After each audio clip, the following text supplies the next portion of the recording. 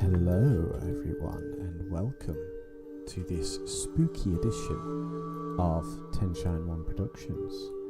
I am your host Ben, and tonight we will be discussing some railway spooky stories. That's right, I have a book called Railway Ghosts and Phantoms by A.W.P. Herbert, and I will be reading some stories off out of here for you tonight. I have a large selection bookmarked, so I hope you are all sitting comfortably, you have a drink, and you're all happy. Shall we begin then? Our stories begin with the tale, The Footplate Ghost. The following story is told by a retired railwayman, and his experience occurred at around the turn of the century. YouTube was paused, let's make sure it's all up to the... Yep. I was driving the 8:30 train to the north and left King's Cross 4 minutes behind time. I can tell you what it was, but I can't tell you what it was, my apologies. I never felt nervous but once on an engine, and that was on the night I'm talking about.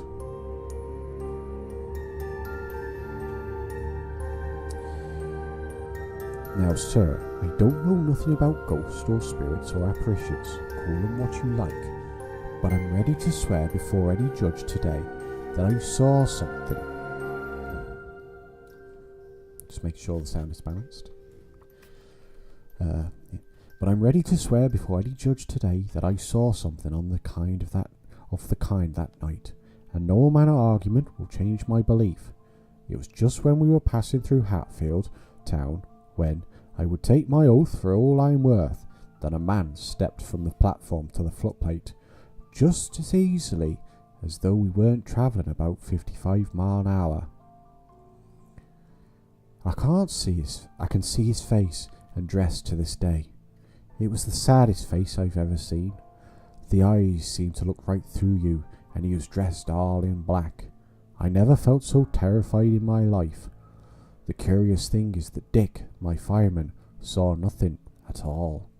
He goed up for the hill, and just as natural as though all was fair sailing. And when I tried to shout to him, I felt a great lump in my throat, and not a word I could speak. I soon noticed that the stranger never went to any other part of the footplate except to the spot where I stood, and he even edged up so close to me that I went cold all over. My feet were like lumps of ice. I think I must have acted mechanically, for I watched the man put his hand on the regulator. I put my hand on his, and the touch of his hand was like ice. But I couldn't loosen his grip, and before I realised it, steam was being shut off and we were slowing down. Dick, my fireman, must have thought I were mad. He'd been on the tender breaking up coal. He came down and craned his neck to see why we had shut off steam. Then he saw as I did that the distance signal was off, and after that the home signal stood for line clear. You wouldn't believe it perhaps, but it's the gospel truth that though I knew the way was clear, I felt compelled to stop the train, and stop her I did just outside Hitchin's station. For nothing, you say. Well, heaven alone knows how, but it proved to be for a great deal. There were 2 trucks across the main line, and although the signal were off, the way was blocked, so that me and the passengers behind me wouldn't be living to tell the story if I hadn't been helped by the cold man who stepped into the cab and shut off steam.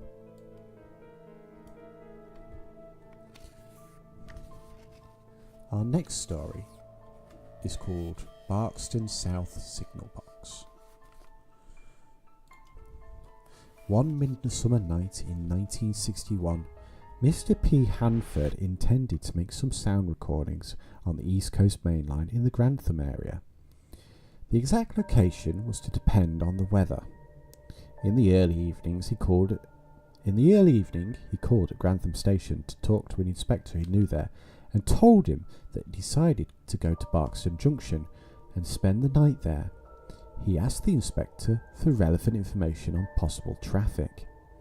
It was dusk when he arrived at Barkston Junction, parked the car and walked around to decide on the best position for his microphones and other equipment. The south box was in darkness, which did not surprise Mr. Hanforth, as he'd been told at Grantham that it would be switched off from 10 p.m. What did surprise him was the door was open, so he walked over to the box thinking that plans might have been changed or that he'd been misinformed. He went into the box and said good evening to the signalman, who sat inside gazing out of the window with his back to him. The signalman was startled to see Mr. Hanforth, who explained the purpose of his visit, showed him his permit and asked his opinion on traffic prospects for the night so far as steam workings were concerned. The signalman seemed strangely disinterested and uncommunicative, and started to talk about a girl who had recently been murdered in nearby woods by a man who was still at large. This was a complete surprise, because murders at the time were rare enough to be widely publicised, and Mr. Hanforth had not heard of any such happenings, especially in the Barkston area. He did not stay more than a few minutes. There seemed little point in doing so, and he wanted to get his equipment set up, as it was about 10:45 p.m. and nearly dark. During a long night's recording, he looked across at the signal box from time to time, but at no time was it lit up, and all the signals under control were permanently off. By 5 a.m. he had to abandon recording because of wind and rain, so he packed up his equipment and prepared to leave. Before departing, however, he walked across to South Box and found it deserted, with the door locked. Later in the morning, when Mr. Hanforth called at Grantham Station, he was again told that Barkston South Box was unmanned during the midsummer night. Who, then, was the signalman?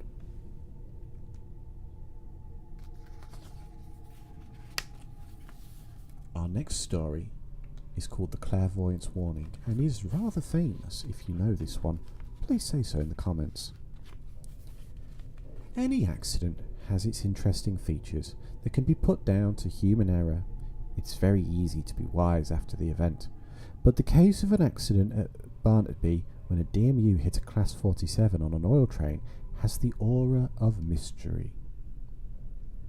Unfortunately, in this incident, a 19-year-old girl was killed in the DMU, which was damaged beyond repair, and the subsequent inquiry revealed the accident was shrouded in mystery. The Grimsby Evening Telegraph of 17 January 1984, I'm getting all muddled, reported the inquiry as follows. A power cut to a signal box could have caused December's fatal rail accident at Warbury Junction near Barnaby. A Doncaster inquiry was told yesterday. 47299 in fatal accident. The jinx that has haunted an Immigrant Class 47 for over 2 years followed it to a remarkable crash at nearby Barnaby on December 9th. After predictions of impending doom, BR even renumbered 47216 to 47299 in December 1981, but it's obviously made little difference. It was hauling an oil train when it collided head-on with the Cleethorpes to Sheffield Class 114 DMU 53049-54049, leaving one person dead, the diesel unit severely damaged, and both cabs of 47299 stove in. One of the theories put forward for the crash between a two-car diesel multiple unit and an empty oil train was that the set of points had moved on their own, and a British rail engineer said this could have been caused by a power cut. Grimsby art student Rachel Taylor, 19, of Curtin Lindsay died in the smash, and 5 people were injured. The DMU was travelling from Cleethorpes to Sheffield while the oil train was heading for the Lindsay oil terminal at Killingholme. Signalman Arthur Dennis Day, who was on duty at the Warbury Junction box at the time, said he noticed a track failure on one of his circuits. He advised the signalman that their boxes on either side of him that he was going to crank the points manually and went out with a flagman to do so. After cranking them and checking that the points were laying correctly, he went back to his box. Then, after the oil train set off, the collision occurred. Mr. Day said he thought the accident happened because the points moved after he turned his back on them. He thought this might have been caused by the vibrations of the oncoming oil train.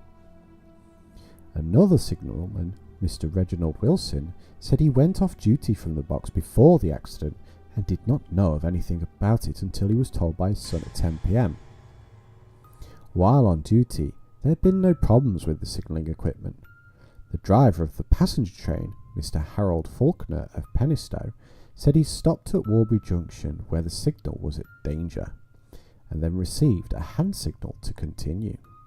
He had gone only a few yards when the accident occurred. Mr. Faulkner told the inquiry that he saw the freight train on the opposite line, but at the time did not know if it was stationary or moving. The train was travelling at 6 or 7 miles an hour, he said. His guard, Mr. Paul Anthony Vernon, said he was standing beside Mr. Faulkner when the accident happened. He was trapped for some time with a girl passenger. The driver of the oil train, Mr. Ambrose Thomas Kerman, said that at the junction he received a green hand signal to move forward and then, seeing a light ahead, sounded his horn. When he increased speed, his engine veered to the right and the crash happened. It took him 2 or 3 minutes to release himself, but he was not injured. The area signals engineer based at Grantham, Mr. C.I. Waitman, said his inquiries had revealed that the integrity of the signalling system had not been brought into question. The circuit could have been reset by public power supply to the signal box being interrupted. If there had been an interruption, this could have affected the points. There is, however, more to the story than was revealed by the factual account.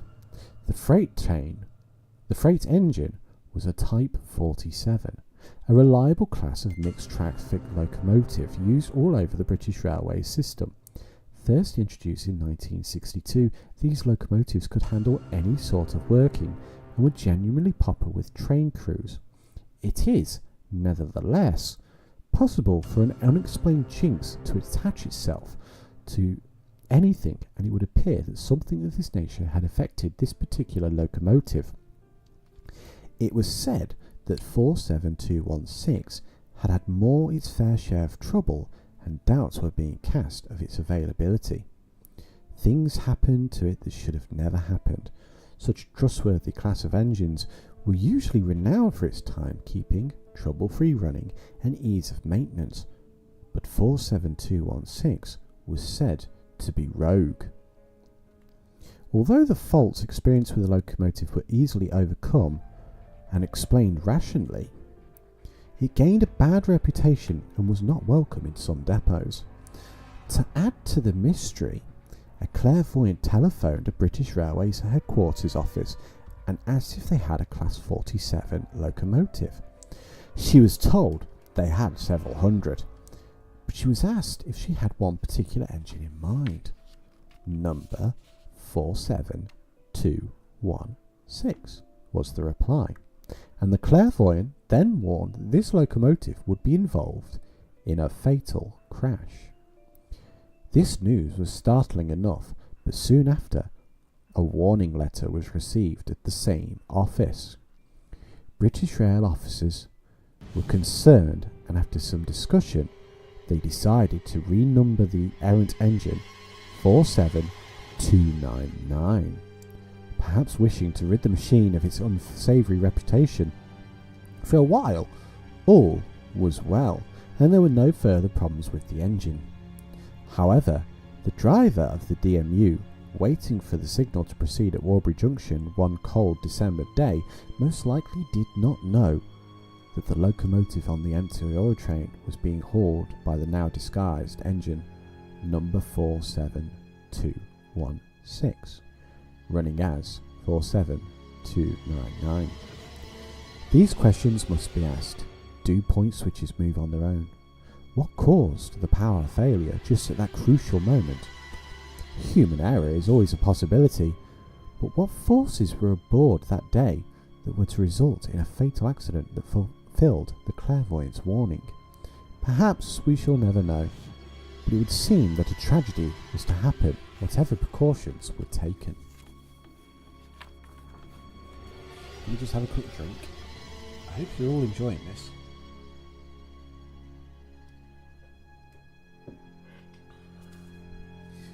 Our next story is called The Utterby Holt Mystery. Some 7 years ago, at time of writing, Mrs. Hewitt and her late husband were staying in Louth with friends. Being strangers to the area one Sunday, they decided to go for a ride in their car and explore the local countryside between Louth and Grimsby. They set off on the low road between the marshes from Louth and were heading for home via... lost my way... heading for home via Falstone, when they noticed the sign to Ludborough and Louth, turning into what is locally known as Pear Tree Lane. They approached the railway crossing at Utterby Holt, once over which ran the line from Louth to Grimsby, now used as a freight-only line some 3 times a week. Mr. Hewitt remarked to his wife that he thought this was the old Grimsby to Peterborough line that ran through Louth and Boston. They followed an extraordinary sequence of events. As soon as the front wheels of the Hewitt's car moved onto the crossing, the car stopped. Mr. Hewitt sighed and tried without success to restart the engine. An eerie silence descended, and in spite of his efforts, the car would not start. Mrs. Hewitt began to feel very frightened that they might be hit by a train. Before the Hewitts could leave their car, a gust of wind hit it, shaking it violently, and there was a roaring sound as if a train had gone straight through the vehicle. The combination of wind and extraordinary sounds terrified the Hewitts, who were virtual prisoners in their car. Eventually, an eerie silence returned, and Mr. Hewitt attempted to restart the car. To his amazement, it started instantly, and Mr. Hewitt moved it off the crossing and onto the other side.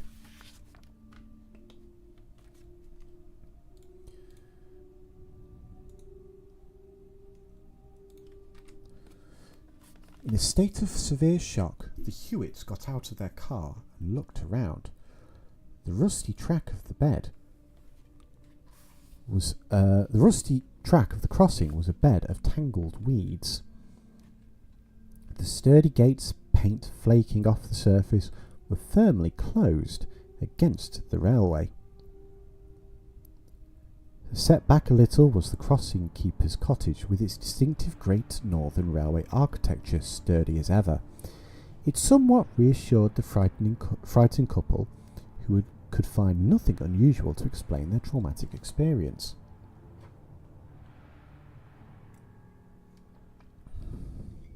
Deciding to go to the cottage to ask for some possible explanation, Mr. Hewitt knocked on the back door to no avail. The place was locked up, although there was signs of habitation. Research by the author to find a possible explanation led to news items in the Louth Standard concerning a gauger called John Edward Lancaster, who had the misfortune to step out of the way of a fast-fitted freight train into the path of the Cleethorpes London Express passenger train. The coroner's report stated that Mr. Lancaster had been killed instantly. Was this incident that the Hewitts experienced? After all, they'd experienced the mighty gust of wind and the terrifying roar reminiscent of an express engine passing at speed. Certainly the paranormal was at work, conjuring up this terrifying event which unnerved the Hewitts. The brief details of Mr. Lancaster's fatal accident are as follows. Fog was lying in dense blanket over Ludborough area on that damp day in January 1953. I clung to a cottage just south of Ludborough station and visibility was down between 6 and 12 yards depending on terrain. Mr. Lancaster was the length ganger, and he had just completed his stretch of track and was walking back towards Loughborough on the sleeper ends. The fogman was out at Utterby Holt to warn any train of the level crossing, so the fog detonators would be in position. In these dense foggy conditions, Mr. Lancaster would have heard the noise of a freight train coming from Louth, so he would instinctively step to one side to allow the freight train to pass him.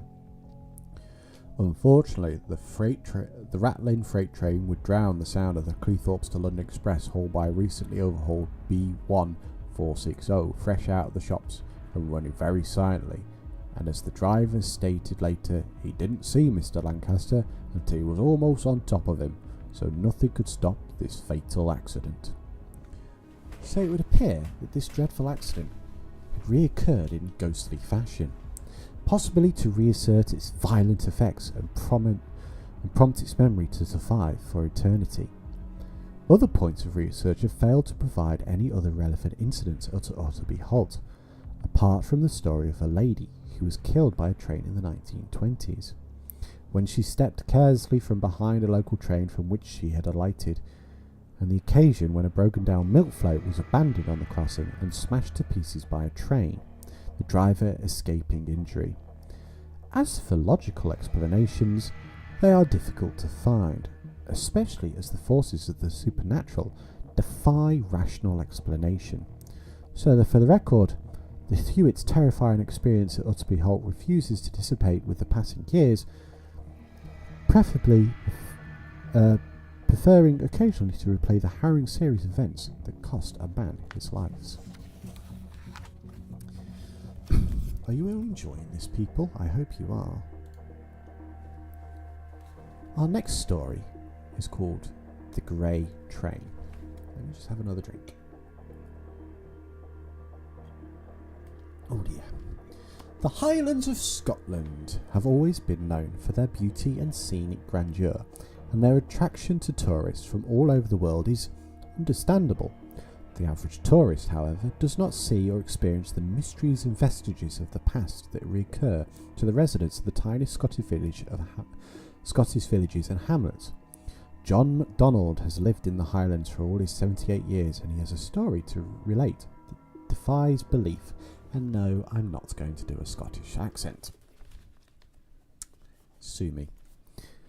The year was 1921, and it was late on the last day of the year, my bad.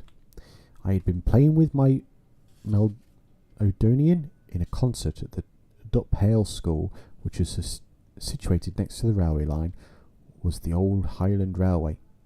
The school was about a mile south of Duphale Station. I was making my way home walking on the track side. I knew that I was safe because this last train was long gone that night. It was in the early hours just after midnight on a beautiful moonlit night, and although I had enjoyed myself that evening, I was sober.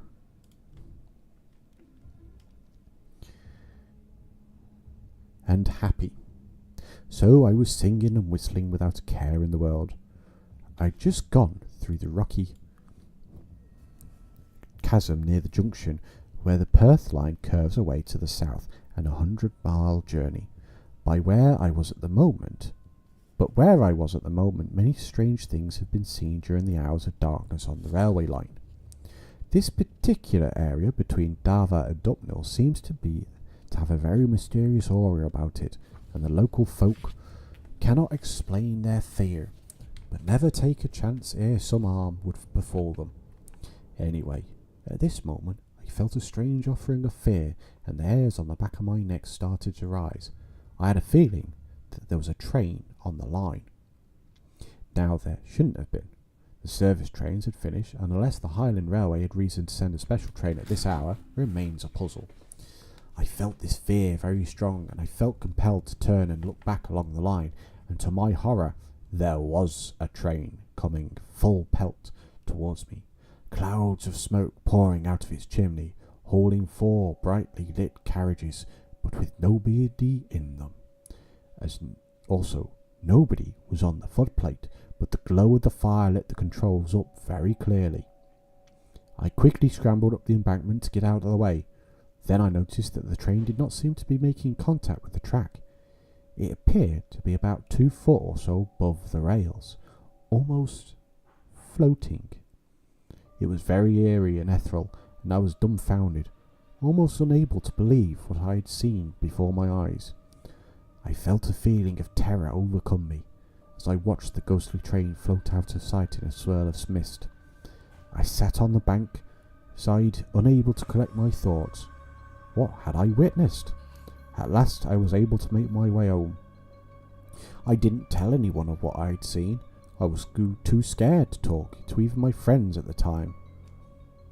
But 40 years later, I was married and living here with my wife and family. I set out one lovely summer morning on my bicycle to go down to Ducknell to see my mother, who was living along in Bogney farmhouse, where I was born.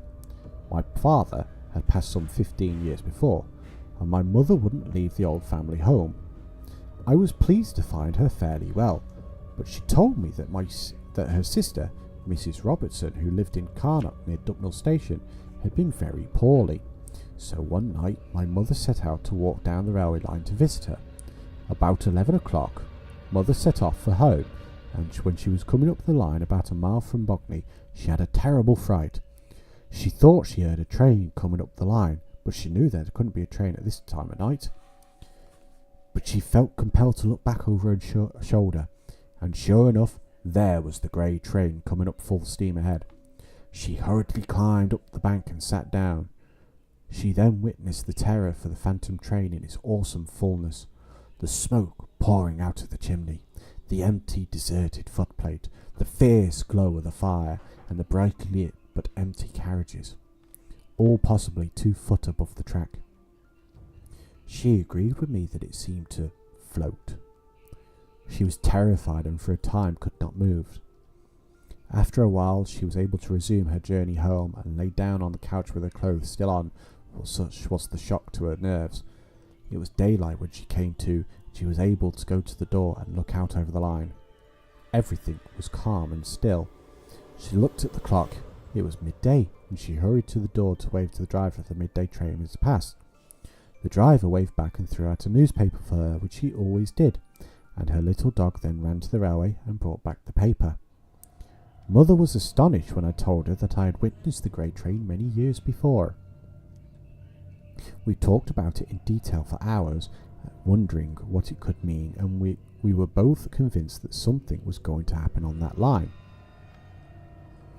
Note, as if their thoughts were answered, an accident occurred soon after when a track foreman was run down and killed by a train. Now there is no railway. The track and almost every visible sign of a railway line is gone, probably forever, leaving the ghost or ghosts to indulge themselves without interference. But things were not finished yet, because my sister Mary was to experience the strange happening on that stretch of line, but in a slightly different way. She was walking home on the line years after my mother had her fright, and again Mary was near Ducknell Station when she had a strange feeling that something was going to happen, and it did. Some unknown force hit her in the back, hurling her to the ground. She was unable to get up for some time, but she managed to crawl home in a very bad way. She was never the same jolly girl again. She was 16-year-old then, and she lived another 20 years, but was not the same and not happily. So that experience was to leave its lasting effect on the people that had chosen to see it. If you have any ghost stories, please leave them in the comment section or in the chat, and I will try to read them out in between. Now this is one of my favourite ones, and I tell this one quite often. It's sort of ingrained in my memory, this one. The Appleby Hall Oak Chest. Some years ago, when the locomotive shed was closed at Keadby, Keadby, I probably said that wrong, and I've just lost a ticket. I've lost a story. Sorry, I've got it all bookmarked with bits of paper. Anyway, an engine power was concentrated at Frodingham. A pump house was built beside the line to supply water to the new Frodingham locomotive depot. This pump house was fully automatic and the latest example of technological design. It required servicing approximately once a month, and usually 3 electricians from Scunthorpe carried out the work. The most convenient time for this routine servicing was on a Sunday, and the 3 men soon became familiar with the sophisticated equipment. One Sunday, when the 3 men had finished their lunch break, they decided to walk across the scrubland which was adjacent to the main railway line. The weather was fine, and they were enjoying their walk when they came across the neglected remains of a large house, which had often seen in the distance from the pump house. After viewing the outside and the wild, overgrown garden, they decided to explore the crumbling interior. It was a sad sight from the faded grandeur of a once noble family home. The interior had been vandalised, and parts of the house were obviously unsafe. The men moved about cautiously, looking with curiosity at what they might find. Suddenly, under a pile of wood, rubble and plaster, they found an old wooden box in remarkably good condition. After examining it, they considered it would make a good toolbox and decided to take it with them. On examining their find more closely at the pump house, they found that the box was of stout construction and very old. The inside of the lid bore a faint inscription which the men could not read. They decided to leave the box in the pump house until their next visit. Suddenly, however, strange events took place. Inexplicably, the usually reliable pumps started to malfunction and finally broke down, and one of the electricians, a seemingly healthy man, was suddenly taken ill and rushed to hospital with a suspected heart attack. One of the men then read an article in the Grimsby Evening Telegraph about Appleby Hall. Apparently, an old oak chest had been part of the family's possessions for generations, and bore an inscription in the inside lid, which said in effect, "Whoever removes the chest from Appleby Hall, ill luck will befall them." Realising the cause of the inexplicable events that had recently occurred, the electrician phoned the police. Subsequently, the box was collected from the pump house and returned to Appleby Hall, where it was returned to its place among the ruins. As if by retribution, the sick electrician made a remarkable recovery, and the pumps resumed their efficient, reliable operations.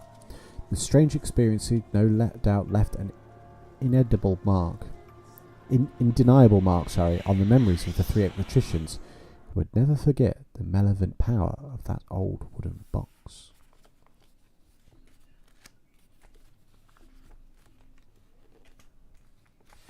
Let me find the next one.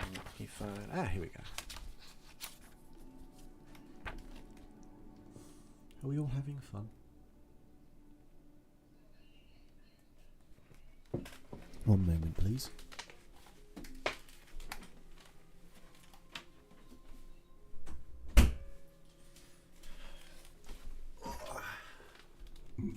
I have returned. I was just shutting the door because the wife is on the phone to her mother, and I don't want you guys to hear that conversation because, of course, it's private. But anyway, our next story is the Elsham Phantom Train. Rumours of a ghostly train that appeared in foggy conditions near Ancombe Bridge on the line between Elsham and Warbley led Ted Smith and Jake Brooks, 2 reliable men in their mid-50s, to investigate the tales and discover the truth for themselves. Both men were sceptical about ghosts and the supernatural, and their jaunt in suitably foggy conditions was aimed at returning to their friends, who believed the stories and good-humouredly disproved them. Not for one moment did the 2 men believe that they could see anything, and they were determined to not allow the foggy weather to play havoc with their imaginations.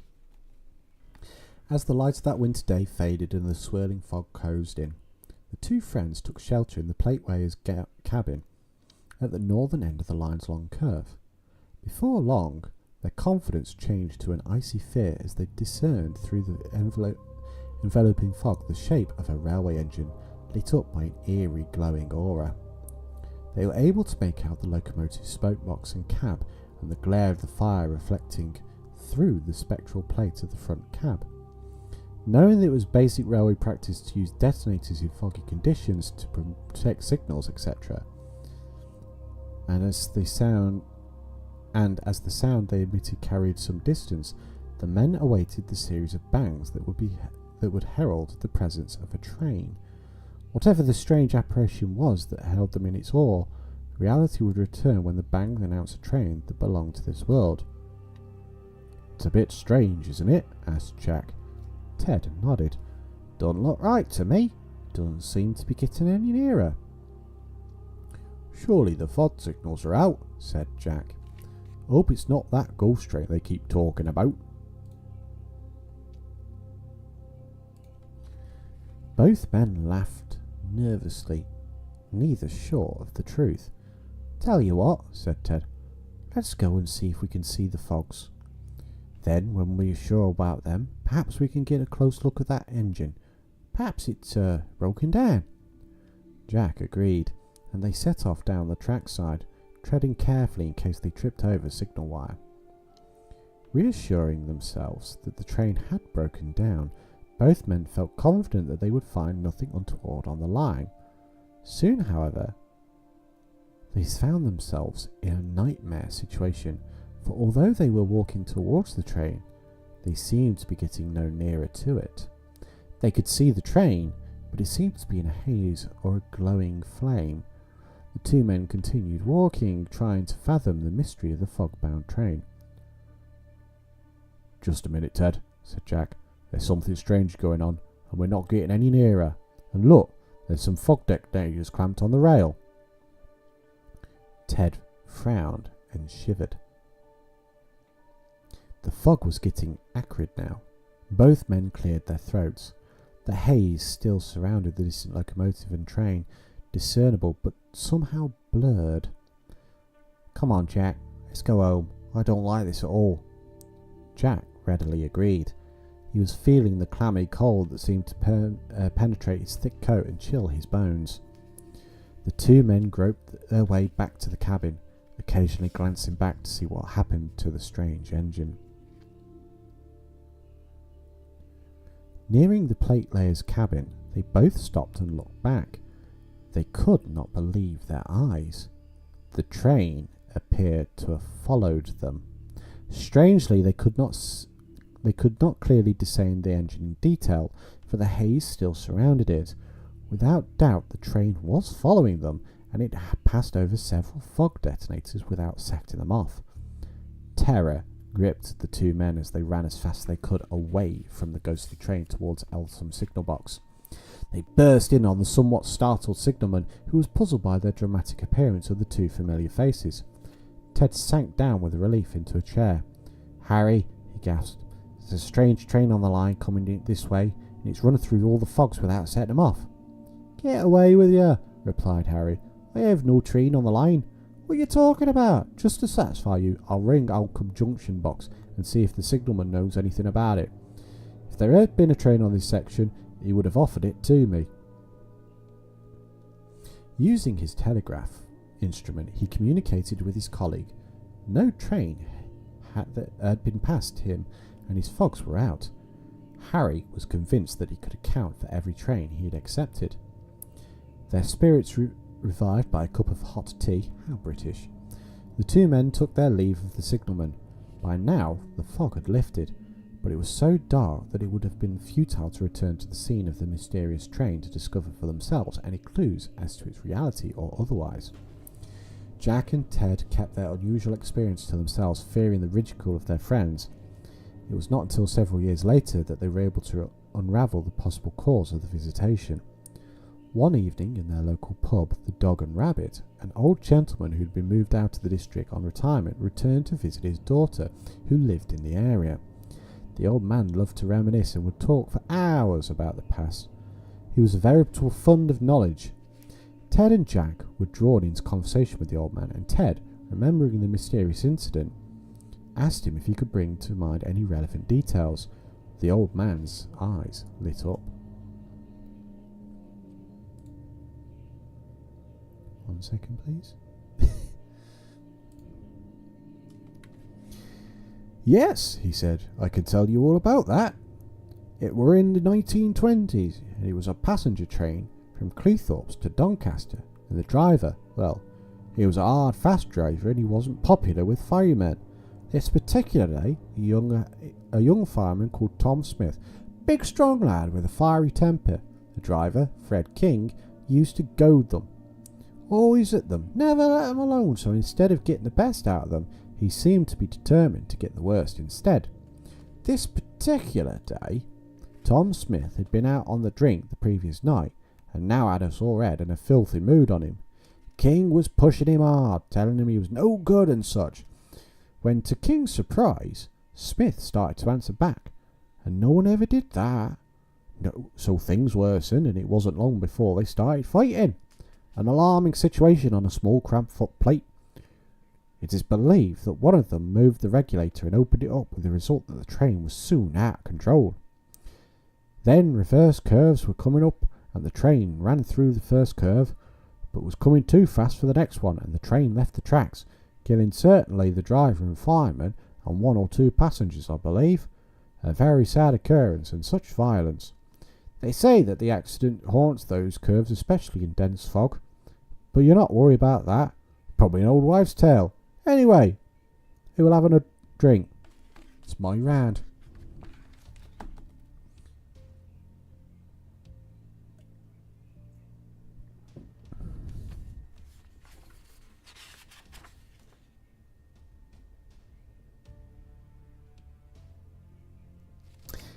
This is the one that fell out. The Ghost of Bradley Fold West. Now you'll probably notice that a lot of these stories will revolve around signal boxes. The signal box at Bradley Fold West, situated between Bolton and Bury, was a small but important unit miles from anywhere, controlling the up and down main lines and both good loops. It had a crossover and a set of catch points and 4 block instruments. 2 for permissive block working and the other 2 for absolute block for the main line. The control exercise from this remote box therefore was vital to the smooth operation of the busy line. Jack Rotherer, an ex-Navy man, had wished for his boyhood days to work on the railway. After his demobilisation from the Navy, he was accepted by the railway authorities to train as a signalman. His first training began at Bradley Fold West, and he soon realised that the wholly essential facet absolute concentration and alertness was about. One slip or lapse or a terrible accident would never be far away. Jack enjoyed his early training and displayed the sort of ability much sought after by the Signal and Telegraph Department. Johnny Warburton used to work turnabout with him, and they enjoyed each other's company. Johnny also excelled at the job and adapted at the same rate as his friend. Jack well remembers his first shift on his own. He had let a light engine out of the down loop ready to go to Bolton, and had refused the bell code for a fast down freight from Bradley Fold station box. He was just telling the driver of the light engine that he would be away in a minute, when from Bradley Fold station box came the 455 signal. Train or vehicles running away on the right line. As the heavy freight train rushed towards his box, the next box down on the line at Rosehill Junction accepted the light engine. Telling the driver to accelerate, Jack was able to stop the freight train without accident. Life for Jack Rotherer soon settled into an interesting routine, and nothing untoward happened to disturb the smooth operations of his signal box. Johnny Warburton renewed his acquaintance with Jack when they were designated to work alternate shifts. It was a happy working relationship, and each had complete trust in the other's abilities. Until Johnny's happy-go-lucky attitude changed to an unusually quiet and sombre mood. Before long... where was I? Before long, Johnny vowed that he would never leave the signal box forever. Johnny vowed that he would leave the signal box forever. Jack was puzzled at Johnny's sudden change in behaviour, and although initially he reasoned that his colleague must be troubled with a domestic problem, He could not forget Johnny's parting words that he intended to leave the box for good. What puzzled Jack was that he himself was very happy at Bradley Fold West, and he had settled into the routine and managed the duties without any problems. What could have upset Johnny? Jack speculated that perhaps there had been some interference by his superior, or that vandals may have seen the lonely outpost as a target for action. Jack had experienced broken windows and other similar nuisances, but nothing else. After much thought and reasoning, however, Jack reached no satisfactory conclusion regarding Johnny's unhappiness. Nevertheless, he was not prepared to take chance, so he checked and rechecked the security of the box and the storeroom below in case vandals from a nearby village might be intended to pay him an unwelcome visit. A few days later, Jack took over the shift at 9 p.m. At 1:47 a.m, he received the bell signal from Rose Hill Junction inquiring if the line was clear for the 2 a.m. target train, an express parcels and newspaper train. As all was clear, Jack turned the block over to the line clear. Some 2.5 minutes later, he received the bell code indicating the train was entering the section. He turned the block over to train online, warned it onto Bradley Fold Station and pulled his signals off. The train could now be heard coming up the bank. It was going like the wind, as it always did, and in seconds it had passed the box exactly on time, rushing on to Bradley Fold number 3 signal. Having put his signals to danger and cleared back to Rose Hill Junction that the train was out of section, Jack prepared to book the train's passage in the train registry book. As he did so, he heard footsteps passing under the bridge and over the point catwalk and continuing under the box. Remembering Johnny's warning, Jack concluded that the prowler had come in search of the coal which was stored in bags under the box. Grabbing his torch, he raced down the steps and shone the light into the dark corners, but there was no one to be seen. The strange occurrence was upmost in Jack's mind the following night, and he determined to catch the intruder if he returned. As on the previous night, the mail train roared past the signal box at the usual time, and Jack again heard the footsteps in the still night walking under the box. Taking a heavy poker in one hand and a torch in the other, he charged down the steps. Feeling certain that the intruder had entered the storeroom, he shone his torch, but, as before, no one was there. Feeling frightened, he hurried back up the chairs and sank bewildered into his armchair. Jack was convinced that the uninvited visitor was a light-fingered local looking for free coal. The thought that he might be dealing with a supernatural force did not enter his mind. Next day, Jack pondered the mystery of the unexplained footsteps and laid plans to capture the intruder. On commencing the night shift, a sinister, inexplicable atmosphere was evident. Jack felt edgy, but convinced himself that his nerves were playing tricks on him. He heard strange clicking noises at the windows and footsteps coming up the steps. Flinging open the door, he shone his torch, but nothing stirred. Returning to his chair, he sat and waited. Now he heard a low whistling sound, which seemed to come from the rear of the box. With his poker and torch, he sought out the noise. He found nothing. An hour later, he opened the door and shone his torch. Although the fresh night air was welcome, Jack was again aware of an unusual feeling of dread and foreboding.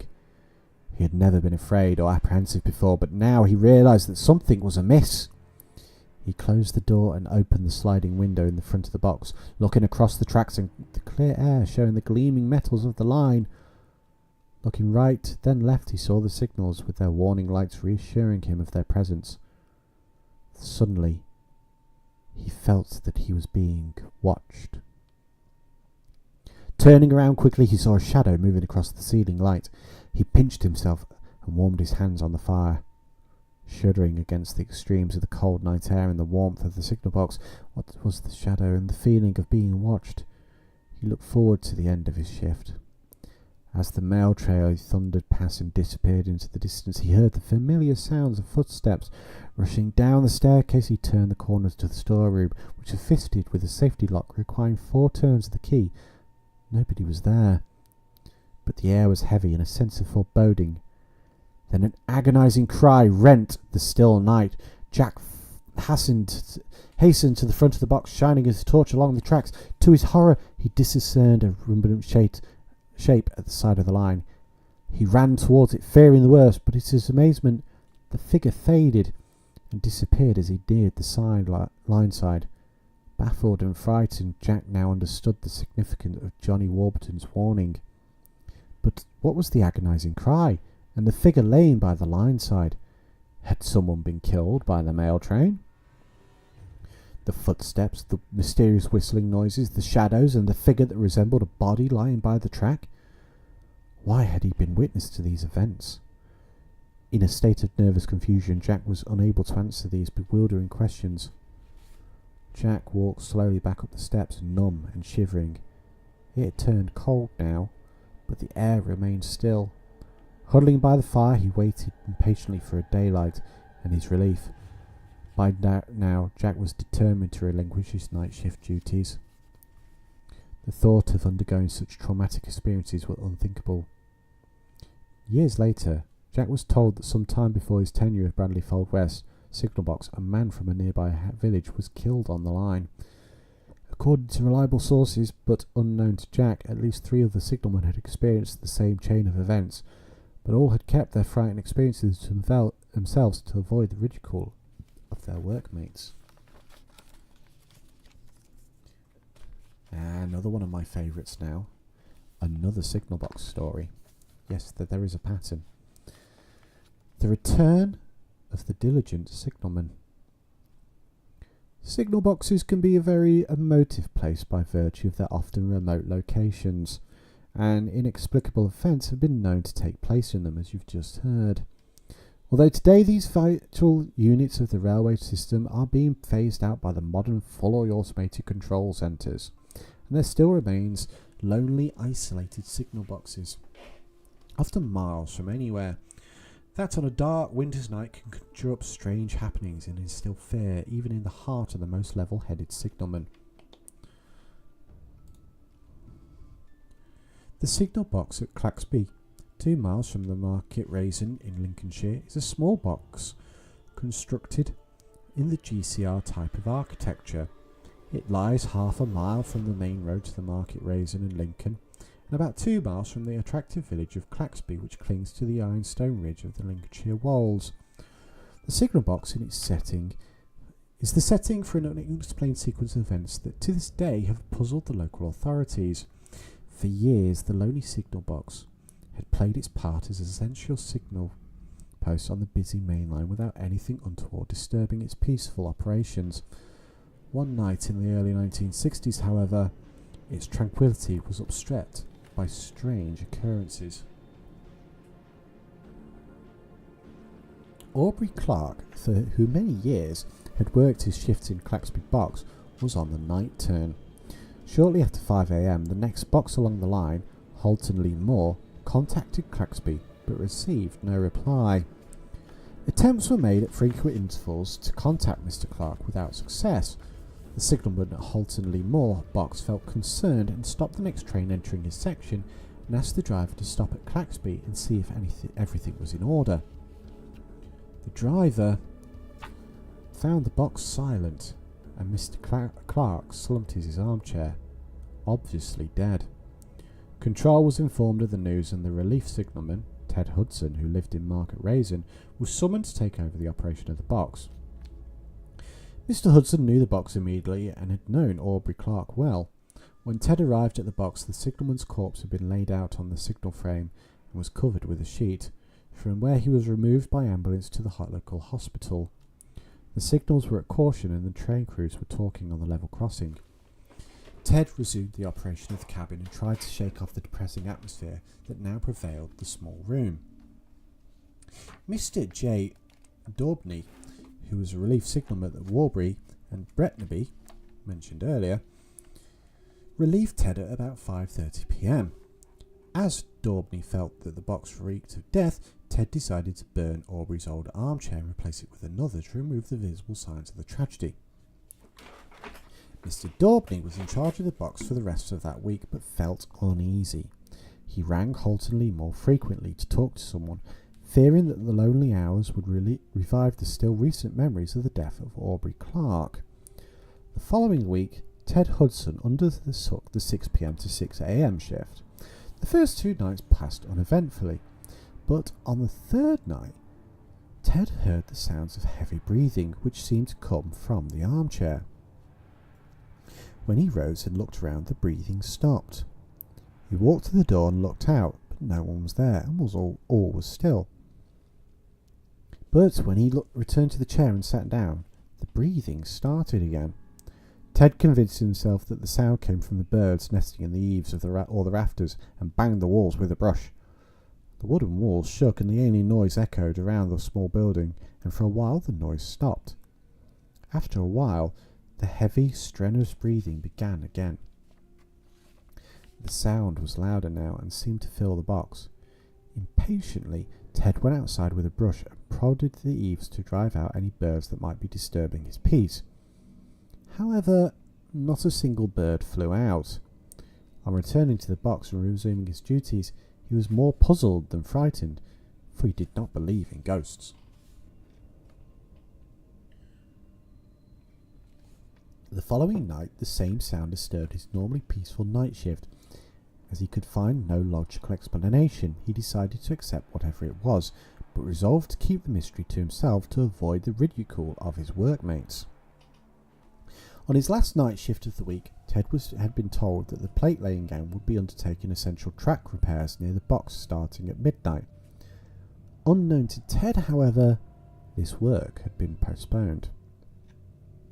It was a moonlit night, and from 11 p.m, Ted was waiting for the platelayers' arrival as their company would liven his long shift. Almost at midnight, he was disturbed by a terrific kick on the door. Thinking that it was the platelayers playing a joke on him, he said, "Come in!" but no one entered.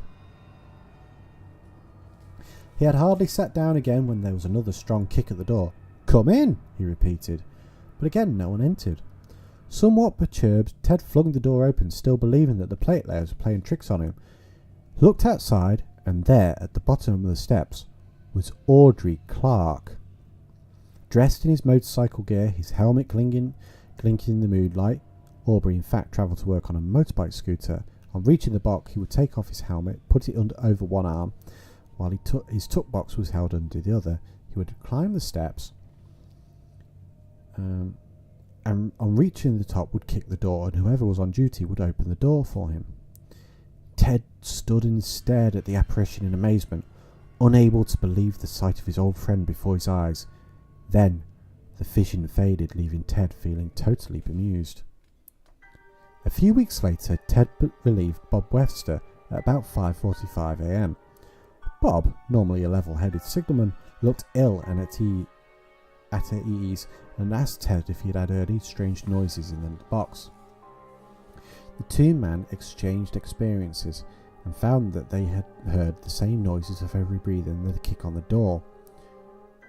Both agreed that there would seem to be no rational explanation, but everything pointed to the fact that Aubrey Clark was revisiting his old signal box. Other signalmen had similar stories to tell, and some refused to work the box, so frightened they were of the strange events. One snowy morning, footprints and tyre marks were imprinted in the snow, even though Ted had received no visitors to the box. By day, Claxby signal box is warm and friendly, and it's difficult to believe that any mysterious event could take place there. But Ted Hudson and other signalmen like him know that in the early hours of winter's morning, a visitation from Aubrey Clark's ghost is a real and frightening possibility.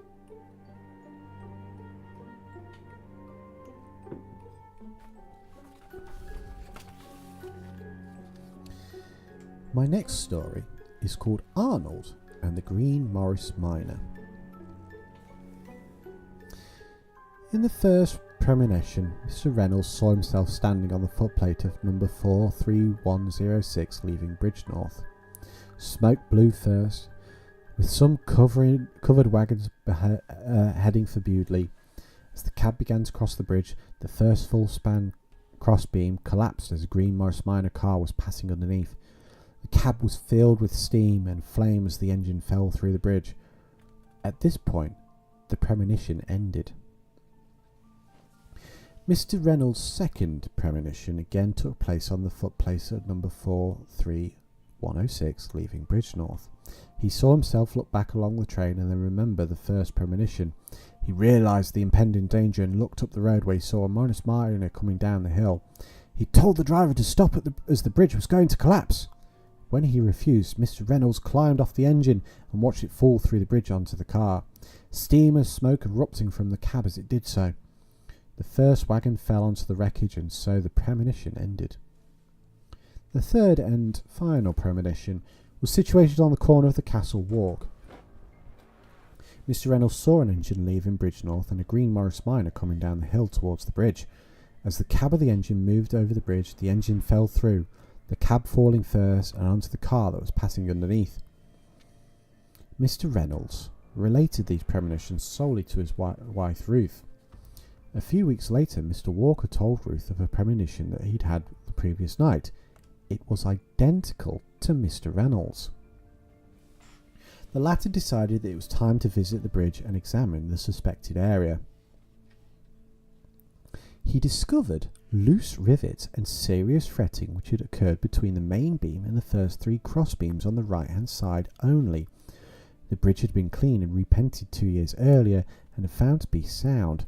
At the time, Mr. Reynolds himself had looked out of curiosity, and everything seemed to be in order. On discovering the fretting, he informed the chief civil engineer, who imposed a strict speed limit on the bridge. A new bridge was fitted some 3 months later during the winter, about 6 months after Mr. Reynolds' first premonition.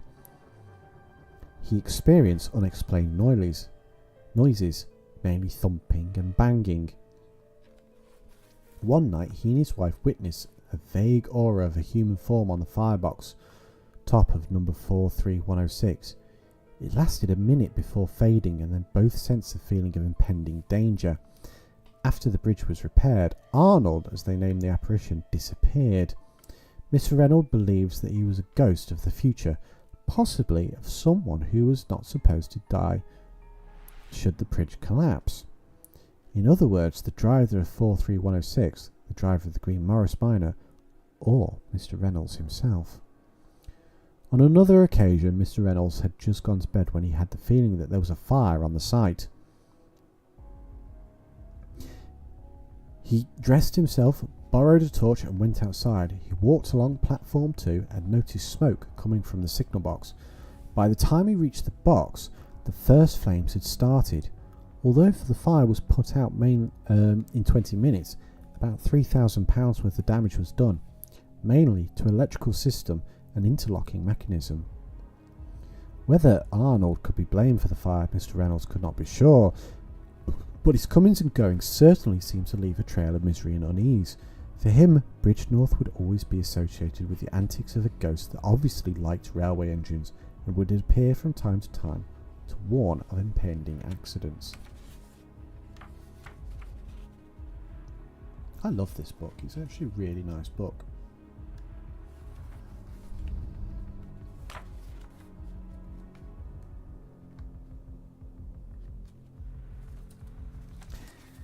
The next story is called Bridge 173. Got any more listeners in Discord? No, just Becky still listening in Discord. Hey, hope you're enjoying this, people. Bridge 173 was an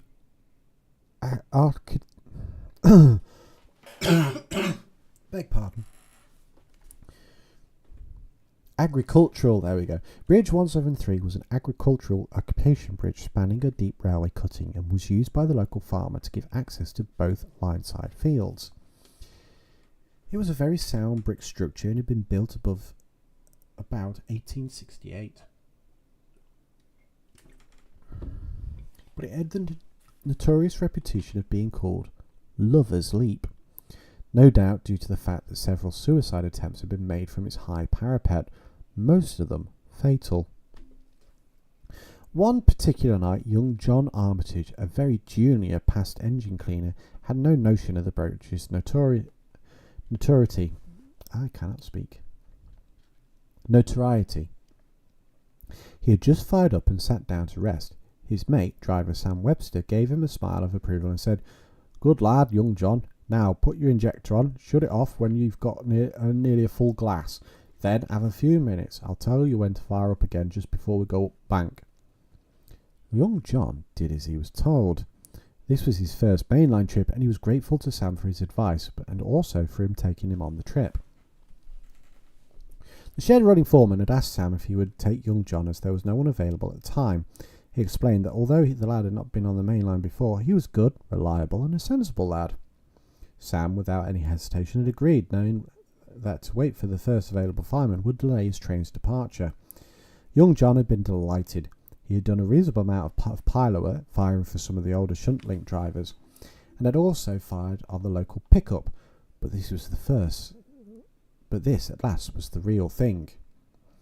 So far, driver Sam Webster was pleased with his young mate's performance, and had noted... Oh, sorry, I've got a dry throat right now.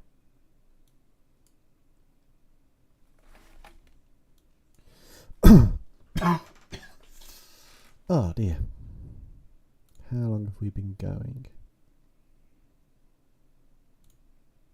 I have no idea how long I've been going, actually. 1 hour, okay.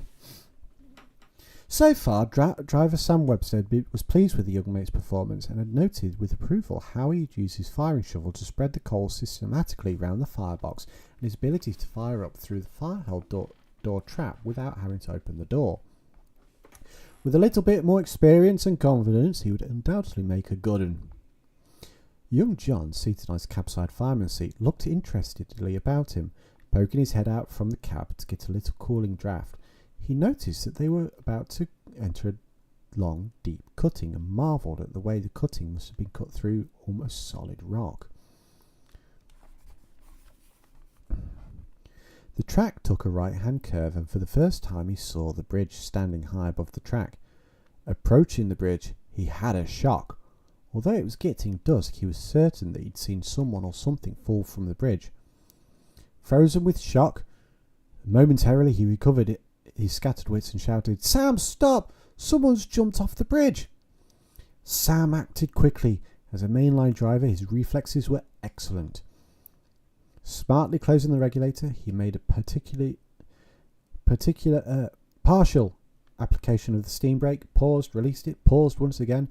Then, when he heard the wagon bust his face up, he made a full brake application. He knew, of course, that he would never be able to halt the train before it reached the bridge, and he had his guard's safety to think about. If he had made a full brake application, his guard, Jerry Briggs, would have been thrown from one end of the brake van to the other, with a possible resultant injury. As the train slowed down, Sam came over to the fireman's side and looked out, and seeing nothing, suddenly realised the legend of the bridge. He looked at young John, now white and shaken with shock. "Don't worry, young John," he said to comfort and reassure him. "You kept a good lookout." As the train slowed to a halt, he remembered other drivers. Mostly some of the old hands talk about Bridge 173 and how some of them joked about the strange sightings near it. With the train stopping about a train's length beyond the bridge, he knew that he would have to walk back and explain to Jerry and have a look. "Stop on engine, John," he said. "I'll go back and have a look and see the guard." Walking back to the end of the train, he found the guard standing on the trackside beside his brake van. "What's up then, Sam?" he asked. "Anything wrong with the engine?" "No," said Sam. "My mate thought he saw something or someone fall off bridge." The guard climbed up into his brake van to return with a can of detonators in case he had to protect the train. "Come on then, Sam, let's have a look." Reaching the bridge, they had a good look round, but found nothing. "Bloody bridge," Jerry said. "The last time this happened was about 5 years ago, when Jack Thompson saw something. Do you remember everybody laughed about it? Come on, Sam, let's get going. If we get a move on, we'll make the time up. I don't think we should report it, do you?" "Not so likely," Sam agreed. "I'll tell young John not to say anything." Quickly they returned to the train and once more started off. On the move once again, Sam told his young fireman all about the legend of the bridge. Will you have to report it? John asked. Not so bloody likely, Sam said. If I tell anyone that we stopped to look for a ghost, they'll laugh at me, and if I was you, I wouldn't tell your mates either. Just tell them that you know where Bridge 173 is. There is actually a sequel to this bridge. Well, sequel to the story. It's called The Barman's Story, a sequel to Bridge 173. We've only got a few more stories to go and then we'll be done. It was a sunny autumn afternoon in 1963 as John and Mary Briggs were walking along a disused track bed in the West Country with their two Jack Russell Terriers, Tina and Spot, who were enjoying their walk as much as their owners. There was so much to sniff at, and they had already found 2 rabbits and had aroused a flock of partridges. When they reached the approach to what appeared to be a long deep cutting, Mary stopped. Let's go back. I think we've gone far enough, and it looks dark and spooky. Was it a woman's intuition? The 2 dogs settled the matter, racing on ahead. John looked at his watch. Come on, Mary. We could go for another 10 minutes. I'd like to find out what is around that bend. So, reluctantly, she followed her husband through the cutting. Eventually, they saw ahead of them the bridge standing high and spanning the valley. Red crumbling brick it stood, carrying a farm road and seldom used by anyone else. As they drew nearer, John could just make out a plate on which the number 173 was described. Suddenly, the dogs who were sniffing this exciting new country stopped. Ears raised, hair raising on their necks, they backed slowly towards John and Mary. Then they howled and turned and ran back through the cutting, leaving John and Mary puzzled and a bit frightened. Mary shuddered. I don't like this place. It seems sad and depressing. Don't you think it's turned cold? John had to agree. He too felt a bit uneasy and scared, but didn't know how to show his fear to Mary. Okay, let's go back to the hotel. Then we'll have a nice cup of tea. Mary smiled and kissed him. Later that evening, when they were seated comfortably in the bar, Mary brought up the subject of the eerie feeling in the cutting. They agreed it had been the most disturbing experience, and that there must be some explanation. John said, I'll ask the barman if he knows anything about it. Steve, the barman, was polishing a glass as John approached the bar. Now, sir, what can I get you? He asked. John ordered a pint of bitter and a sweet martini. While Steve was busying himself, John asked him about the bridge and the strange feeling in the cutting. Steve placed the drinks on the counter. There we are, sir. That will be... After the till drawer closed, he turned and said, Bridge 173, sir. It's haunted, and I will keep well away from it. It's bad news round here, sir. That bridge seems to attract suicides. They used to come here, yes, to this hotel to spend their last nights before they went to that bridge to hurl themselves off. Sometimes in front of a train. But now the line's gone and the track removed, we don't get so many nuts coming up to end their days. Now, only Al First, he farms the land either side of the cutting. He uses it to get across, but even Alf don't like it. The winds always blow cold in that cutting and across the old bridge. John listened fascinated with Steve's story. Mary and I took our dogs down there this afternoon. I must admit, we didn't like it. Mary was quite frightened. We won't go again, I can assure you. Steve nodded. Very wise, sir.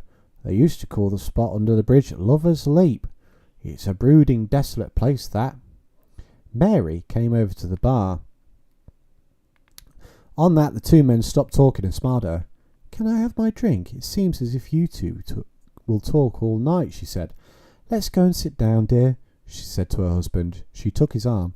Just a minute, sir, said Steve. Mary took a drink to her seat and prepared to wait again. One thing that might interest you. Last year, our manager jumped from that bridge and broke his neck.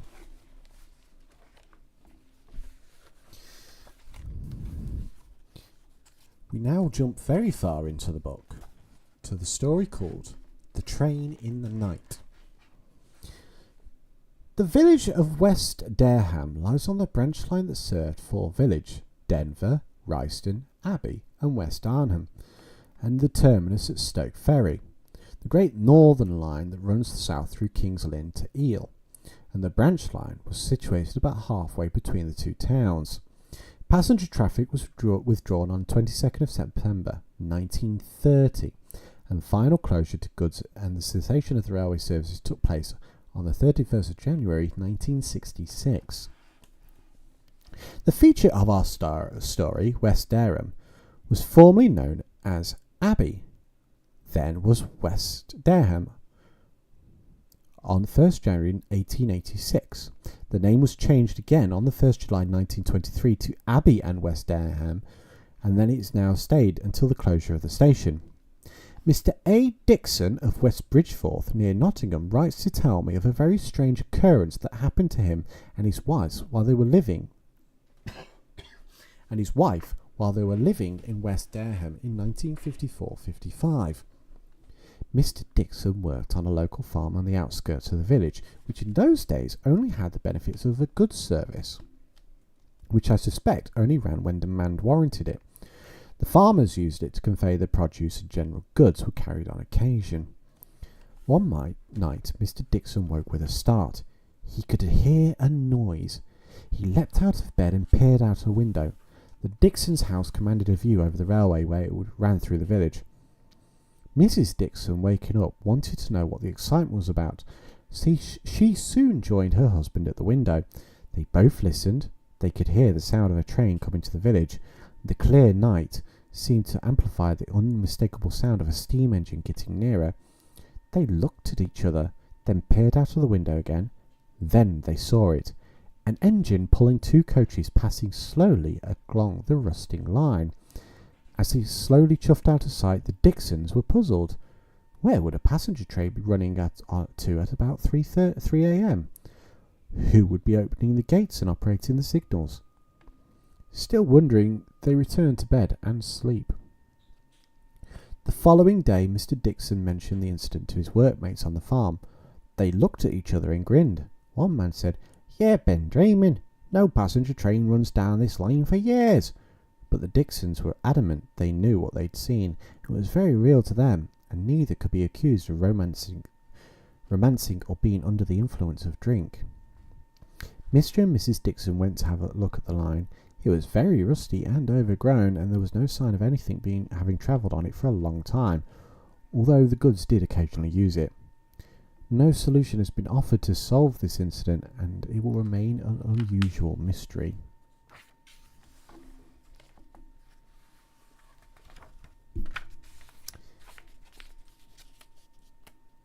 There are about 4 stories left at this time, so I hope you are still enjoying yourselves.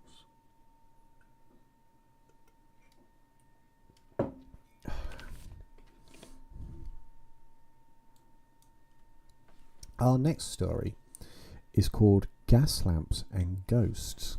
It was a dark night in November 1981. It was the crossing. I was the crossing keeper at Damness Station and was waiting for the passage of the last down train from Keighley. The station stood empty. A light covering of frost lay illuminated by the incandescent glow from the gas lamps on the platform. Inside the signal box, the gas lights were also lit, and the fire in the pot-bellied stove was glowing red hot. I looked across at the empty station house. There was no one stopping here tonight. It was often empty now. Annie had left after her husband Norman died last Christmas. The nearest life was the main Halifax road about half a mile up the hill. What a lonely outpost. At least I had already brought in the lamp from the up-home signal. I had to just see the last train up the hill, then lock the gates, bring in the gate lamps, and then the down-home lamp, lock up the signal box and go home. Where was the train? It should have left Keighley 5 minutes ago. The clock ticked away. Ever so slowly, it seemed from my couch. I glanced up the line towards the loop. I couldn't see the loop box from the cutting, just the rods of the loop's down starter signals, and my own reflection in the glass. But what was the shadow behind me looking into the box? I froze. At least the door was bolted. The shadowy figure moved off down the platform, or so it seemed from the reflection. I pulled myself together and dashed out of the door. "Who's there?" expecting to hear one of the local gypsy lads running off, but not a sound. A shiver shot down my back. I lit a cigarette and went back into the box, bolted the door and sat down again. Where was that train? I looked up the line again. All I saw was my reflection, and then that shadowy figure again. It was clearer this time. It appeared to be wearing some sort of railway uniform. It certainly had a peaked cap, but no visible face. I spun around and dashed outside straight away. Not a sound. No one was there. Just an uncanny silence. The river was silent, as was the little stream at the end of the platform. Even the normally busy main road was quiet now. What was that? A loud shriek told me that the Midland 4F was whistling for the front crossing. The train was here at last. The staff at Keighley must have been eager to get home, as they hadn't phoned. I darted to the crossing and opened the gates, getting the down home signal pulled off just in time. The train stormed through the tiny station, unaware of its goings-on there. I belled the train on to the next station. I closed the crossing gates and was up and down the signal like a cat after a bird. I pulled the shutters down, turned the gas off, locked the door and dashed off home. I mused, were the gas lamps playing tricks? Or was one of the gypsies? Or was it really a ghost? Whatever it was, I have taken steps to make sure that I have not been there alone at night from this day on.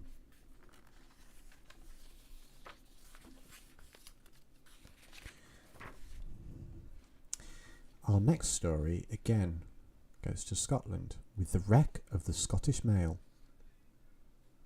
When driver Ben Fleetwood and fireman Jack Talbot reported for duty at 2 o'clock on the afternoon of 19th September 1906, they each had exactly 9 hours left to live. The manner of their dying was to leave behind what's probably the greatest unsolved mystery in British railway history. Together they made a good, well-experienced, cheerful footplate crew. Fleetwood was dignified, trusted, well-liked man, a flawless character. Talbot was more than fully competent, well-trained mainline fireman. He was also a qualified driver and design engineer. He had been destined to be employed on the staff of the chief mechanical engineer. If you were a passenger on a high-speed night express, here surely was a crew in which you could put your trust. Their tour duty for each day of this particular week was a straightforward little job of 3 separate trips. After booking on at Doncaster Sheds, they worked the 3 o'clock afternoon passenger train to York. From York, they worked the 1650 express to Peterborough, and from Peterborough, they worked the London-Edinburgh night mail as far as Doncaster, where they were relieved and booked off duty. This was a rostered job in the express passenger link, and therefore came round to each footplate crew regularly for every few weeks. Certainly Fleetwood and Talbot had worked this particular duty many times.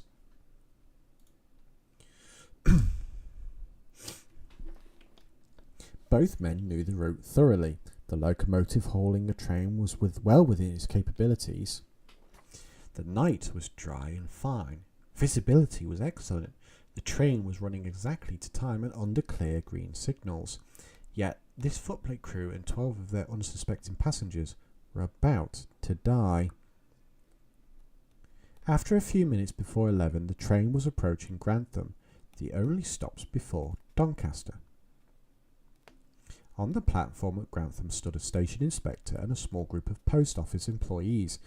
They were preparing for quick action, for they had a bare 2 minutes in which to haul almost 100 mail bags into the mail vans of the train once it had stopped. On this night, it did not stop. The 2 signalmen and the small group on the platform looked on in petrified disbelief and horror as the night mail thundered headlong into the station. Wreathed in steam and bathed in the crimson glow from the open firebox, the locomotive lurched along the platform in a volcanic nightmare of sound and fury.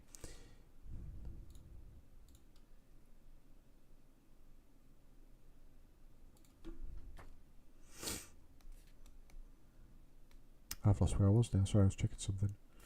It passed safely through the station, disappeared into the darkness, and at the north end of the station, left the rails. It was a crash of appalling destruction. A holocaust of mangled timber and metal, which soon became a funeral pyre. The crackling of the flames, the hiss of escaping steam, the shouts of arriving rescuers, the screams of the dying, become a horrifying amalgam of tragic sound that stunned the senses of those further people running up to help. The locomotive was completely and utterly wrecked. Daylight revealed it as a mangled, tangled heap of twisted steel which could give no clue to the cause of the disaster. Neither could Fleetwood or Talbot. They had been killed instantly. The investigation, for all the light it threw on the matter, might as well have never been held. There was no fault of the investigators. There was literally nothing to investigate. No object to examine, no person to question, and no papers to read.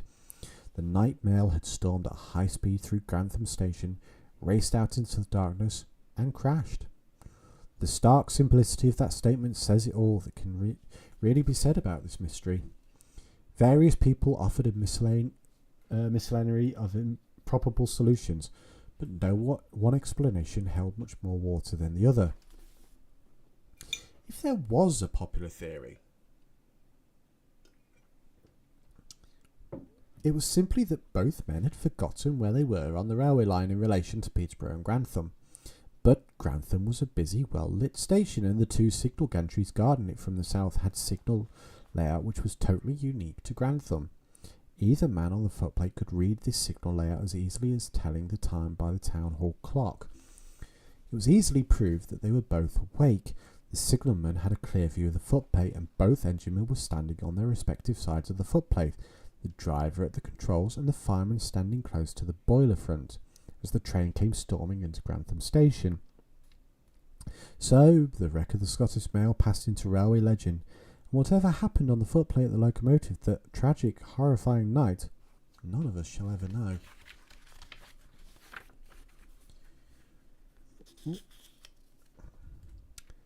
The letter. "Goodbye, son," said Mrs. Ascough, who tried hard not to weep, but yielded to nature and brushed the tear away from her glove. "Goodbye, mother, and don't worry, we shall be home by Christmas. They've got Kaiser on the run already. I doubt if they'll even need us." But his last words were drowned by a hiss of escaping steam, and Miss Ascough waved and waved until not only the train had vanished from view, but until everyone had left the platform.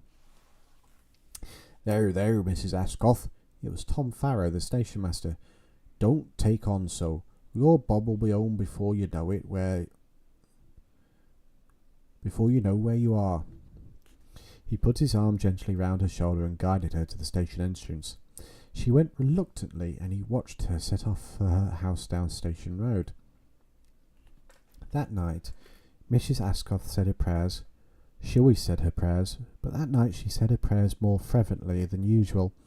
She tried to imagine Bob far away in France, translating him in her mind to the foreign field, but the field she conjured up bore remarkable remembrances of the field next door to her house where Bob had played in his childhood. She thought about her son every day, prayed for him every evening, and looked forward to the first letter he had promised to write her.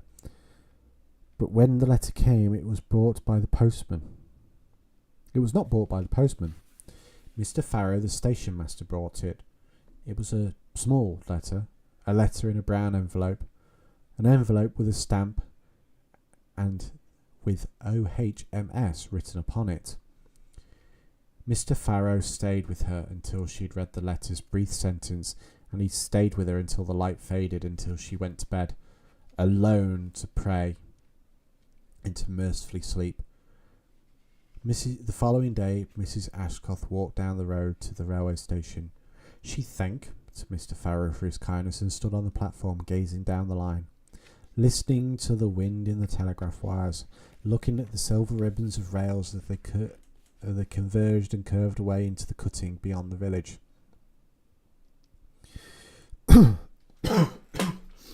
Sorry. She came the next day, and Mr. Farrow watched from his office window as Mrs. Ascough stood alone, keeping a solitary vigil, staring into the distance. She did it every day, and when in November 1918 the war came to an end, she still did it. She walked to the station in all weathers, always alone, always at the same time, and stood for about 5 minutes transfixed. In 1958, at the age of 80, Mrs. Ashcuff died. 2 years later, the Village Railway line was closed. For some time, the railway station stood empty and deserted.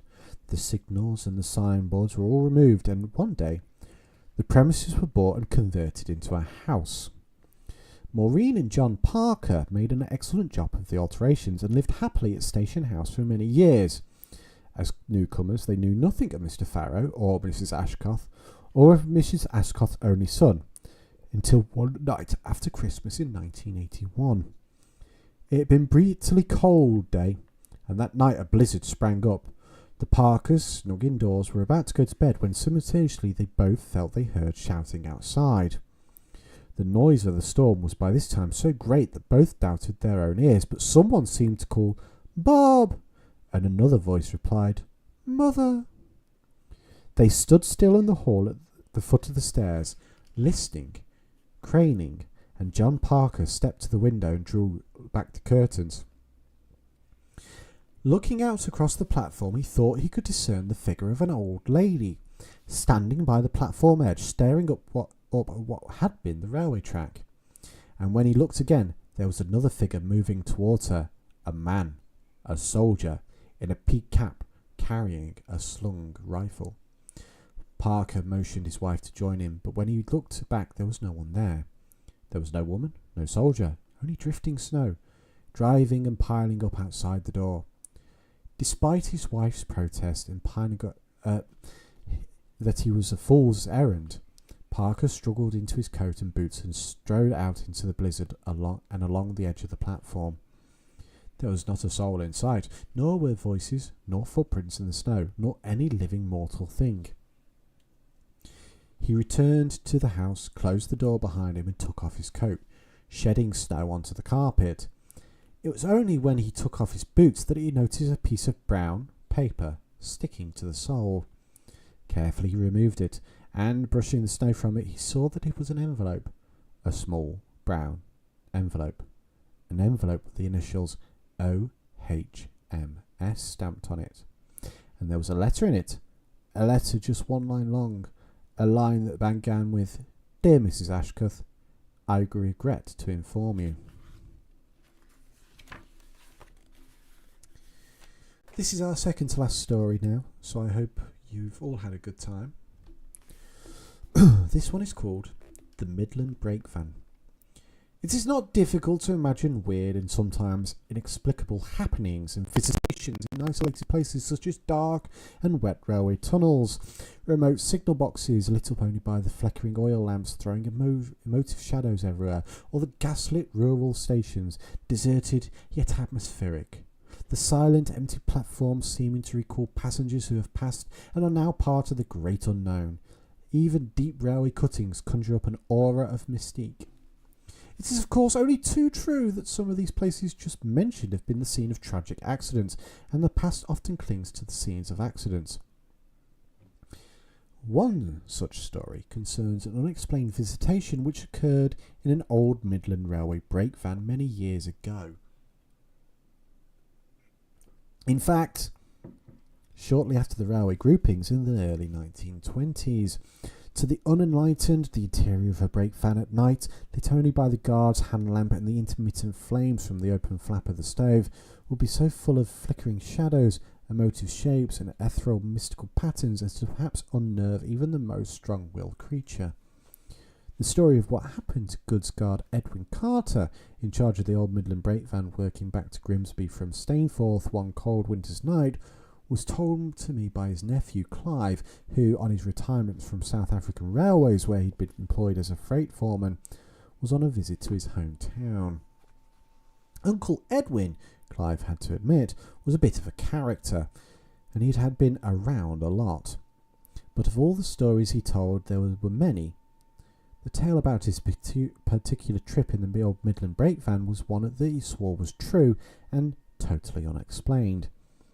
Even Clive was impressed by the seriousness of his old uncle's voice and demeanour when relating the happiness of that night so many years ago.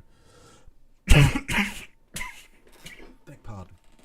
However, we'll let Clive tell the story, and we can make up our own minds. Immigrant goods guard Edward Carter had signed on one night at 9:30 p.m. at the empty sidings guard room. Then, having been told where his train of coal empties stood, he opened his locker, took out his large leather bag and his hand lamp, and went about outside and into the adjoining lamp room to trim his lamp. Then he walked down his train to examine the couplings and to pick up any handbrakes that might have dropped down as the trains were shunted. Reaching his brake van, he was pleased to see that it was a good GCR one, and not one of those old rough-riding former Midland ones that was somehow still being used. He lit his old two-side lamp and tail lamp, put some coal on the stove, which had been lit for him by the yard foreman, and walked back down the other side of the train to repeat his examination. He stood at the head of the train to await the arrival of the train engine, but did not have to wait long, and it was backed on carefully. He watched it buffer up, then removed the engine tail lamp to save the fireman a job. As he climbed up the engine steps to the footplate, the driver greeted him. "Hello, Edward. How many have we got on tonight?"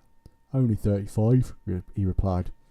The fireman offered him a cup of tea from his brew can, which Edward accepted gratefully. "Whistle up when you're ready, Fred," he said to the driver.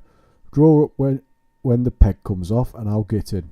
Minutes later, he was in the brake van and they were on their way. It was an uneventful trip for them to Stainforth, arriving and being relieved on time. In the old converted carriage mess room in the sidings, they joined other train crews waiting their turn to work home. After about an hour, Edwin was told that their train was next up and would be arriving in minutes, so they gathered up their things and went outside to wait. They didn't have to wait long, and as their train came into view, headed by one of the splendid GCR 280 Supers, he proceeded to walk down the line past the oncoming train to relieve the guard.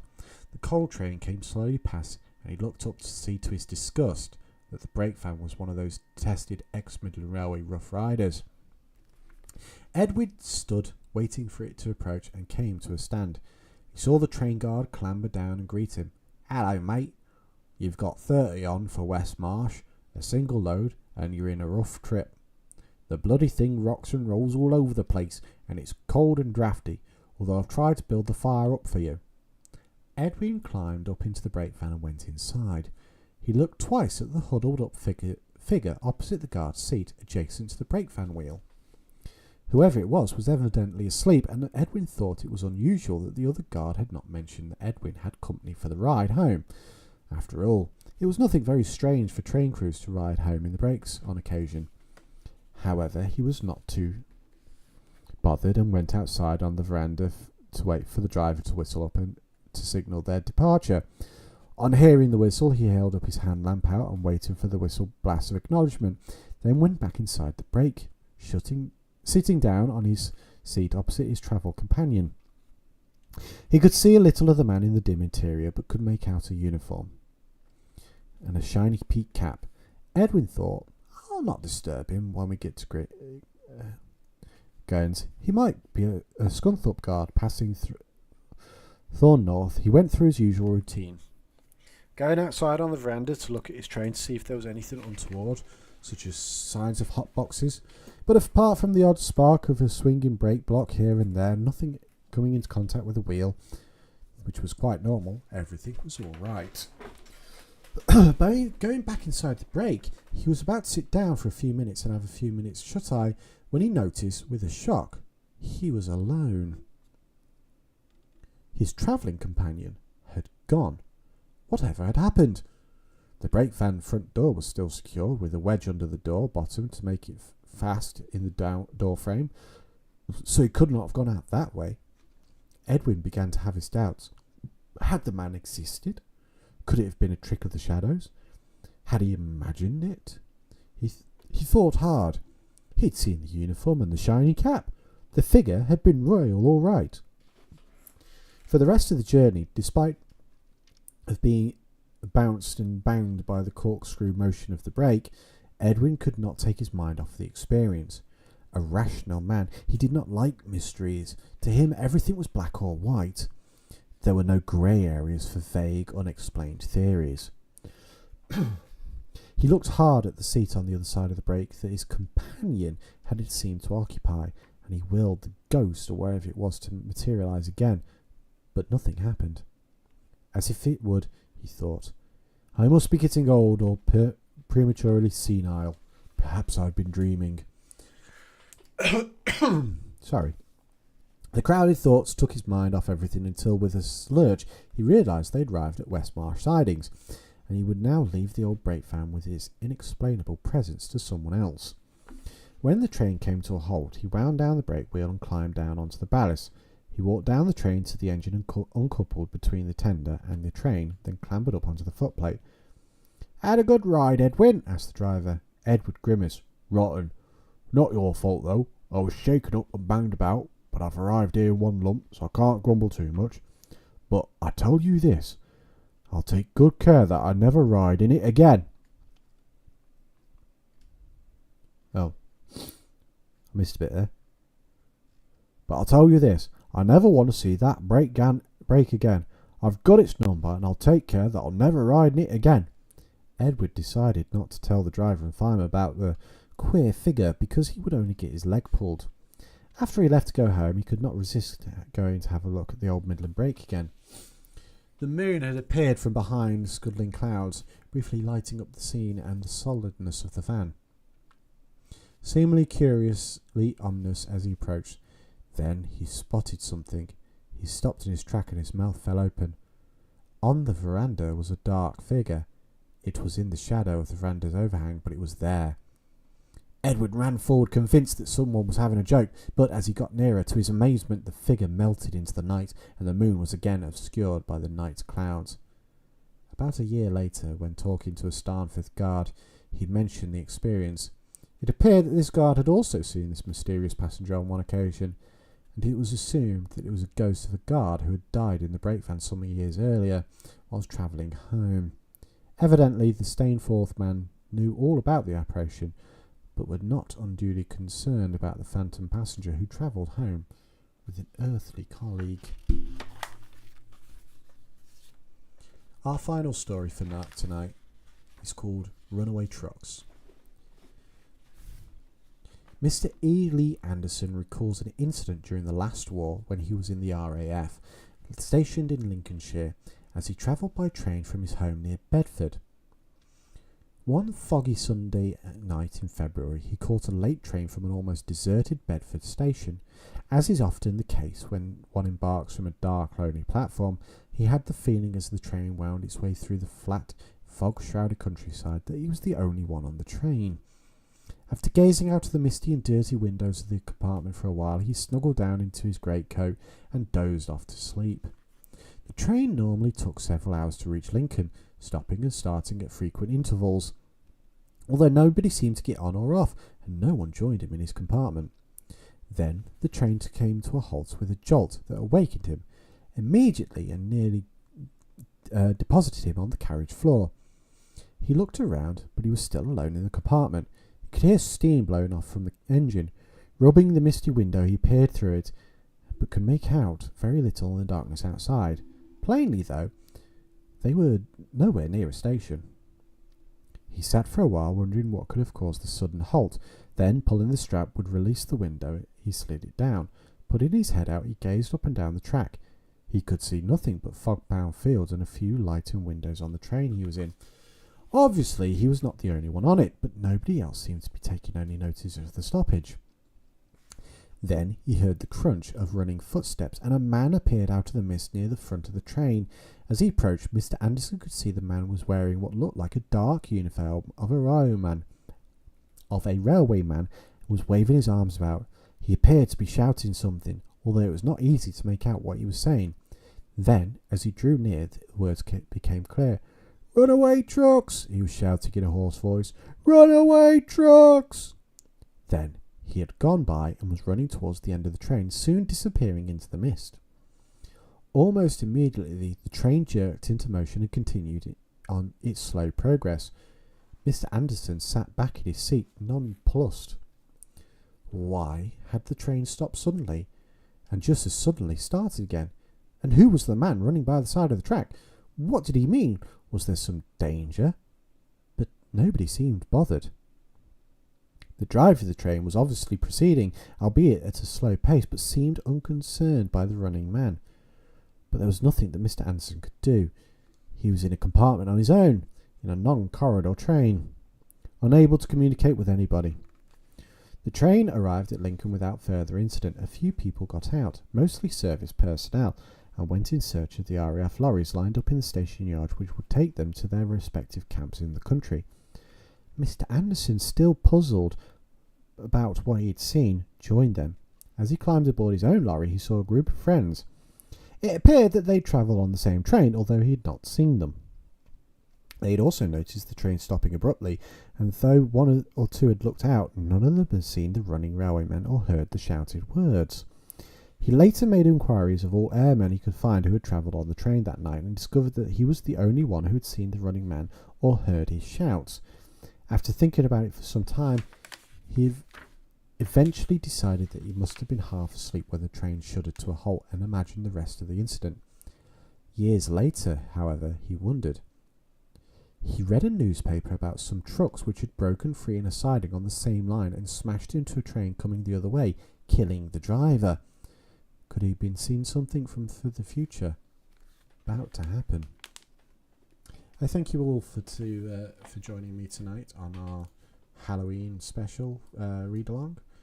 The book is obviously The Railway Ghosts and Phantoms by W.B. Herbert. You could probably find it on Amazon or eBay. The book was written, let's see if I can find a publishing date. No, there does not seem to be a publishing date on the book, but it is a very nice book, and there is a picture of a Isle of Man engine on the front. So if you do want to find your own copy, I would highly recommend it. It's an interesting read. And for that, I wish you all a pleasant good night.